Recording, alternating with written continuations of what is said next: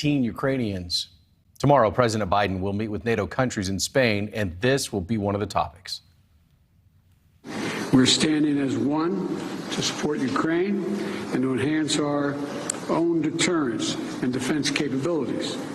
And as I said before the war started, if Putin attacked Ukraine, the United States would enhance our force posture in Europe and respond to the reality of a new European security environment.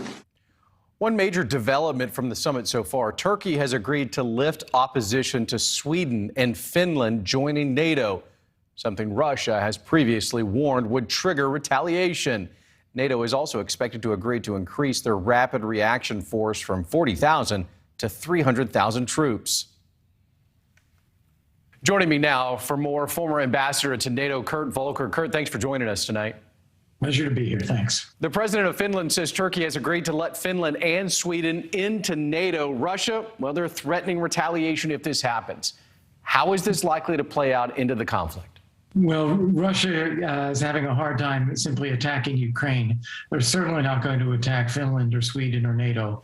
They are going to make a lot of bluster about this, but the reality is that they caused this and they're not going to be able to do much about it. Kurt, the repositioning of 300,000 troops is escalating on the front. How will that play out? Well, this is something that is a direct response to Russia's aggression in Ukraine. 4 or 5 months ago, before Russia invaded, nobody was planning to increase NATO's high readiness forces of this scale. And they're only doing it because they saw that if Russia's willing to do this to Ukraine, they could do it to the Baltic states, Estonia, Lithuania, Latvia. They could do it to Poland, they could do it to Romania. So in order for NATO to be able to respond quickly, it needs more high readiness forces. And that whole purpose of that is to deter Russia from thinking that it can get away with it. So I think this will actually be a stabilizing factor when it comes to making sure we can protect NATO countries. Ambassador, is Russia essentially winning by not losing at this point, becoming a war of attrition? Yeah, I don't see it that way. I see it as Ukraine fundamentally having already won, in the sense that Ukraine survives as a sovereign, independent European democracy. Russia was intent on exterminating Ukraine. It invaded from all these different axes, tried to take over the capital, tried to erase anything that was Ukrainian nation, Ukrainian people, and they utterly failed at that. Now they're just trying to steal territory from Ukraine in the east.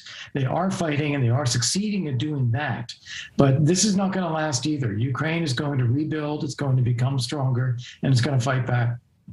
Let's listen to a little bit from the NATO chief on China not being an enemy, but still being disappointed. And then, Ambassador, I want you to respond to that.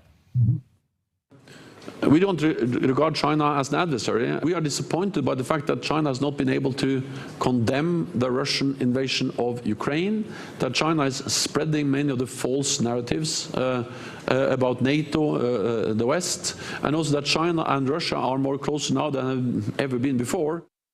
So how does it play out? Well, I think in this case, China is looking out for its own interests, not for Russian interests. They don't mind if Russia is helping to wear down a Western-led international order, particularly economically, but they don't agree with Russia's attacking a sovereign member state of the UN.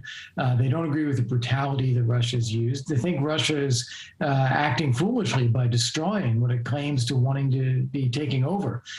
China's interest is to play the long game. They do want to reabsorb Taiwan, but they don't view that as a separate country. They always view that as part of China. And they want to absorb a rich Taiwan, not one that's been destroyed by war. So they're going to bide their time and separate themselves from Russia a little bit. Let's get a quick response from the United States. How does President Biden and NATO see this ending? Well, I think right now NATO is determined to continue to provide the military and the financial support to Ukraine that Ukraine needs to be able to defend itself and fight back. There is a concern that some European allies will start to push the Ukrainians to give up some territory to Russia in order to create a ceasefire or peace. But the Ukrainians will resist that, and for now, the Biden administration is standing firm with the Ukrainians. Former NATO Ambassador Kurt Volker. Mr. Ambassador, thank you. Thanks so much. Thank you for watching. Go to newsnationnow.com to find NewsNation on your television provider. And don't forget to click the red subscribe button below to get more of NewsNation's fact-driven, unbiased coverage.